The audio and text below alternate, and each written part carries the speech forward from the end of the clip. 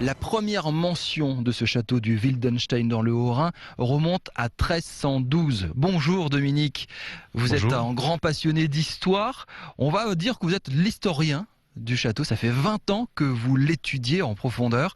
C'est déjà l'un des plus grands de la région. 1312, première mention. Il y avait quoi ici? Ce château servait à quoi? Ce qui est important de dire, c'est qu'il y avait un important axe commercial au XIIIe et au XIVe siècle, qui transitait par le col de Busan.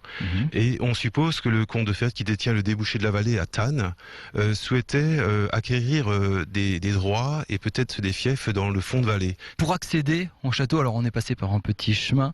À l'époque, on faisait comment? Il y avait des espèces de petits ponts, c'est ça qui n'existe plus aujourd'hui? Au XIVe siècle, on ne connaît pas l'entrée du château. Ce château était entièrement reconstruit au XVIe siècle à partir de 1552. Et au XVIe siècle, donc, l'architecte, qui était un certain Mertz, a l'idée de creuser une nouvelle entrée, et il le fait dans la roche. C'est une entrée unique au monde. C'est très impressionnant quand même de passer là-dedans. Voilà. Donc ils ont fait appel à des mineurs, puisque c'était l'époque des mines d'argent de Sainte-Marie-aux-Mines. Et ils font appel à des mineurs pour faire cette nouvelle entrée creusée dans la roche. L'architecte a aussi l'idée de créer donc une barbacane. C'est un ouvrage défensif avancé, et on accédait dans le château par une succession de ponts, pont-levis, pont dormant. On arrivait sur la barbacane, et ensuite par une autre série de ponts dormants, pont-levis, on entrait dans le château par ce qu'on appelle le tunnel aujourd'hui. Quels étaient les derniers habitants du château? En quelle année ça s'est vidé?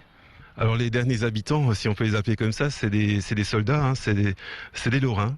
Le duc de Lorraine, qui est encore un des rares châteaux qu'il possède en Alsace, qui est encore au duc de Lorraine, va être attaqué par le roi de France, et ce château va être bombardé depuis la colline qui est en face. D'accord. Le 7 avril 1646, et va être détruit. Depuis, il est dans cet état. Et aujourd'hui, on veut quoi? Faire revivre sa mémoire, faire revivre son histoire. C'était un château important, c'était un château qui comptait ici en Alsace.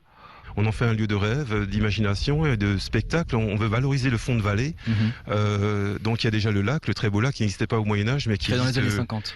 Voilà, donc qui est une création de 1959. Et puis le faire connaître du grand public. Beaucoup de gens ne savent pas que 700 ans, l'un des plus grands de la région, c'est au Wildenstein.